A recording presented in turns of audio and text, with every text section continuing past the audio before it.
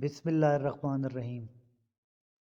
ابو قزا نے خبر دی کہ ابو نضرہ نے انہیں اور حسن دونوں کو خبر دی کہ حضرت ابو سعید خدری رضی اللہ تعالی عنہ نے انہیں یعنی ابو نضرہ کو بتایا کہ جب عبد القیس کا وفد اللہ کے نبی صلی اللہ علیہ وآلہ وسلم کے پاس آیا تو انہوں نے کہا، اے اللہ کے نبی، ہمیں اللہ تعالیٰ آپ پر قربان کرے، پینے کی چیزوں میں سے ہمارے لیے کون سی صحیح ہے؟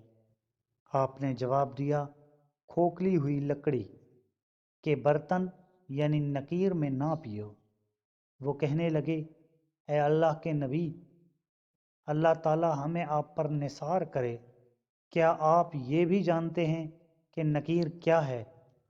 فرمایا، ہاں، درخت کا تنا جس کو درمیان سے کھوکھلا کر لیا جاتا ہے۔ اسی طرح خشک کدو کے برتن اور سبز گھڑے میں نہ پیو، البتہ منہ بدے ہوئے مشکیزوں کو اپنا لو۔ صحیح مسلم، حدیث نمبر 120۔